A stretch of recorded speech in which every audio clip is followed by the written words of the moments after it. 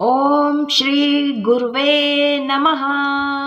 भक्तों, आप सभी का स्वागत है आपके अपने चैनल पर संदीप भक्ति ज्ञान गंगा में। भक्तों, आज हम दत्त पूर्णिमा की पूजा विधि के बारे में जानेंगे। शास्त्रों के अनुसार मार्गशीर्ष यानी कि अघन मास की पूर्णिमा के दिन भगवान दत्तात्रेय जी का जन्म प्रदोष काल में हुआ था। इसलिए इस दिन दत्तात्रेय जयंती मनाई जाती है। इसे दत्त पूर्णिमा भी कहा जाता है। इस दिन आप व्रत कर सकते हैं। भगवान दत्तात्रेय जी का आप पूजन कर सकते हैं या फिर बिना व्रत करे भी इस पूजन को कर सकते हैं। यह पूजन आप सुबह सुबह में कर सकते हैं या फिर शाम को प्रदोष काल में। बहुत ही ज्यादा शुभ माना जाता है पूजन करना। पूरब दिशा में मुख करके और शुद्ध वस्त्र धारण करके आप ये पूजा करें। एक चौकी लगाएं, चौकी के ऊपर पीला वस्त्र बिछाएं। हो सके तो उसके ऊपर दत्तात्रेय जी की फोटो या मूर्ति को स्थापित करें फूलों का आसन देते हुए। तो भक्तों, दत्तात्रेय भगवान की फोटो इस प्रकार से होती है। जो 4 समान होते हैं, 4 वेद होते हैं, पृथ्वी समान गौ माता होती है, ब्रह्मा विष्णु महेश, ये तीनों का जो फेस है एक होता है। हाथ में त्रिशूल, चक्र, शंख, डमरू और जपमाला है। साथ में हमें यहाँ फूलों का आसन देना है गणेश भगवान जी के लिए। तो इससे हम यहाँ पर गणेश जी की मूर्ति को स्थापित करें। आप चाहे तो सुपाड़ी में या फिर सिक्का पे कलावा लपेट करके गणेश जी का आवाहन करके पूजन कर सकते हैं। साथ में हम यहाँ पर दीपक स्थापित करेंगे, धूप दीप, और यहाँ पर हाथ में अक्षत ले लेंगे, थोड़े से पुष्प ले लेंगे। सभी देवी देवताओं का आवाहन करेंगे कि आप लोग आइए, चौकी पर विराजमान हो जाइए और अपना पूजा करने का सौभाग्य हमें प्रदान कीजिए। ये बोलते हुए हम यहाँ पर अक्षत पुष्प भगवान के चरणों में छोड़ देंगे, क्षमा प्रार्थना मांगेंगे।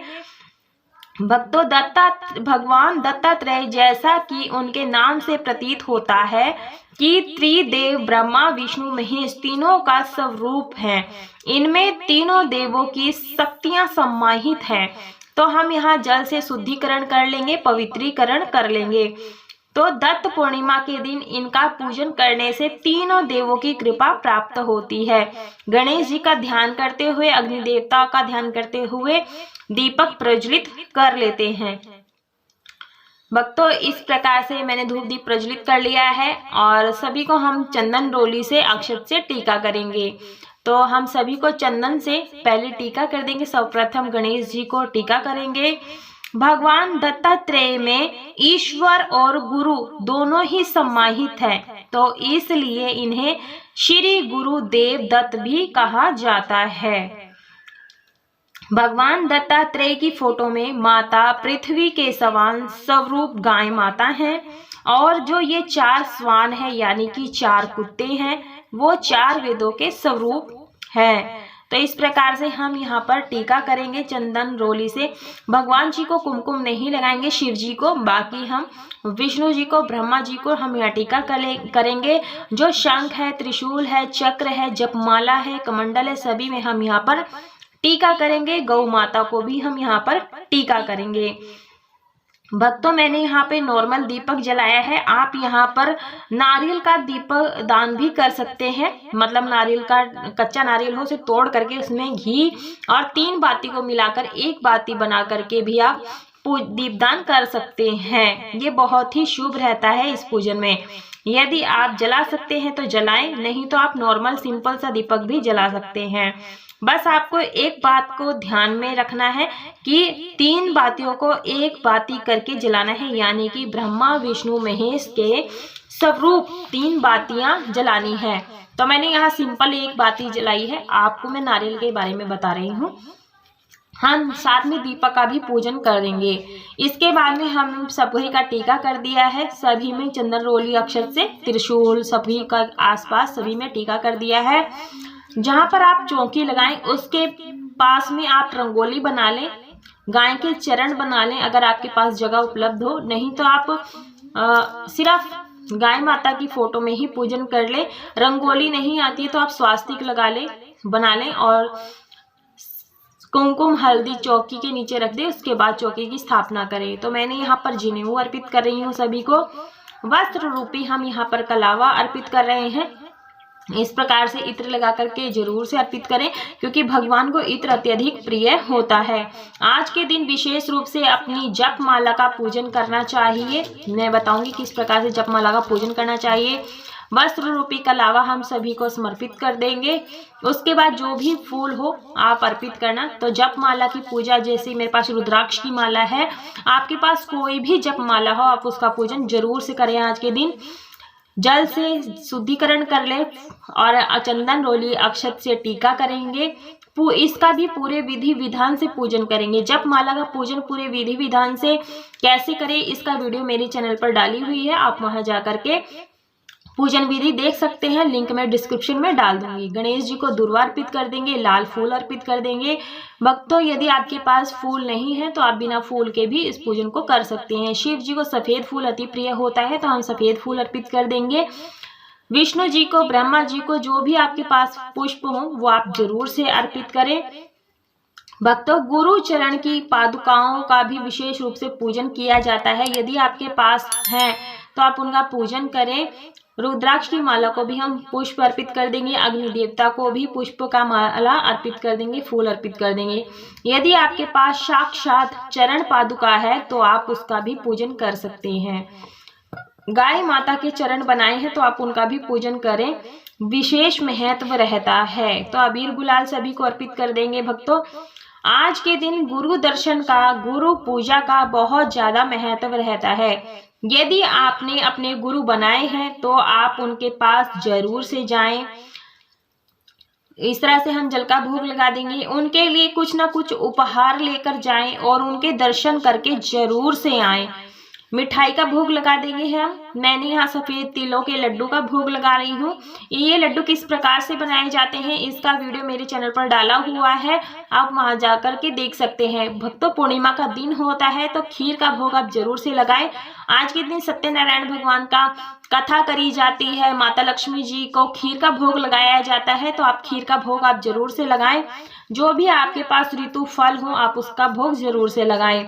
यदि आपने गुरु नहीं बनाए हैं तो अपने इष्ट देव का पूजन कर सकते हैं या फिर श्री गुरुदत्त भगवान का भी पूजन कर सकते हैं। भक्तों, पूर्णिमा का दिन होता है तो चावल की खीर जरूर से बनानी चाहिए। गाजर के हलवे का भोग यदि आपके यहाँ लगाया जाता है तो आप उसका भोग जरूर से लगाएं। यदि आपके पास कुछ भी नहीं है तो आप खाली बताशे का भी भोग लगा सकते हैं। और भक्तों, यहाँ पर नारियल का भोग आप जरूर से लगाएं। आप चाहे तो पूरा साबुत भी भोग लगा सकते हैं या फिर तोड़ करके भी भोग लगा सकते हैं। और दक्षिणा जरूर से निकालें। यदि आपने गुरु नहीं बनाए हैं तो अपने इष्ट देव की पूजा कर सकते हैं या फिर सिर्फ दत्तात्रेय भगवान जी का भी पूजन कर सकते हैं। उसके बाद में हम यहाँ पर अक्षत और पुष्प लेकर के दत्तात्रेय भगवान की कथा सुनेंगे। और कथा की वीडियो मैंने अलग कर दी है, आप वहां जाकर के सुन सकते हैं। लिंक मैं आपको डिस्क्रिप्शन में डाल दूंगी। सुनने के बाद, कथा सुनने के बाद अक्षत और पुष्प भगवान के चरणों में छोड़ देंगे, क्षमा प्रार्थना मांग लेंगे। भक्तों, इस प्रकार से अंत में हमें कपूर से आरती करनी होती है। मैंने कपूर की आरती करने के लिए प्लेट को अच्छी प्रकार से सजा लिया है और कपूर रख लिया है। उसके बाद हम आरती करेंगे। भक्तों, आगे यदि आपके पास दत्तात्रेय भगवान की व्रत कथा है, पुस्तक है, उसमें आरती पीछे दी हुई होती है। अगर आरती नहीं आती है तो आप सिर्फ ओम नमो भगवते वासुदेवाय, ओम नमः शिवाय मंत्र का जाप जरूर से करें। यदि आपके पास दत्तात्रेय भगवान जी की फोटो या मूर्ति नहीं है तो आप वट वृक्ष की भी पूजा कर सकते हैं, क्योंकि उसमें तीनों देवों का वास माना जाता है। ब्रह्मा, विष्णु, महेश का तीनों का वास माना जाता है। तो इस तरह से हम दीपक को ठंडा कर देंगे। तो इसलिए आप वट वृक्ष का पूजन पूरे विधि विधान से कर सकते हैं। भक्तों, यदि आप इतना भी नहीं कर सकते हैं तो एक सुपारी के अंदर दत्तात्रेय भगवान का वाहन करके उनका पूजन कर सकते हैं। क्षमा प्रार्थना मांग लें। उसके बाद दक्षिणा आप जरूर से निकालें। तो दक्षिणा अपने सामर्थ्य के अनुसार निकालें। बाद में उस सुपारी को किसी गमले आदि में, नदी में विसर्जित कर सकते हैं। तो इस प्रकार से हम दत्तात्रेय जयंती पर पूरे विधि विधान से ये पूजन करना चाहिए। गौ माता का पूजन करना चाहिए। गौ माता को आज के दिन हरा चारा खिलाएं, गुड़ रोटी खिलाएं। और जब आपकी पूजा संपूर्ण हो जाती है, थोड़ा सा जल लेकर के अपने आसन के नीचे छिटक दें और इस तरह से घुमा करके अपने मस्तक से जरूर लगाएं। इस तरह से हमारी जो पूजा का पूर्ण फल है हमें प्राप्त हो जाता है। और आज के दिन गाय कुत्ते को घी रोटी, दूध रोटी, बिस्कुट आदि खिलाएं। दत्तात्रेय जी ने 24 गुरुओं से शिक्षा प्राप्त की थी। उनके अनुसार प्रकृति की जो भी वस्तुएं हैं वो हमें शिक्षा प्रदान करती हैं। जिस प्रकार दत्तात्रेय भगवान ने अपने 24 गुरुओं बनाए थे भक्तों, इसी प्रकार से हम दत्तात्रेय जयंती पर हमें पूजा करनी है। और भक्तों ये जो भोग प्रसाद है ये परिवार सहित बांट करके आप खा ले। और जो जल का लोटा है आप सूर्य देव को अर्घ्य दे दें। अगर सुबह पूजा कर रहे हैं, शाम को पूजा कर रहे हैं तो चंद्रदेव को अर्घ्य दे दें।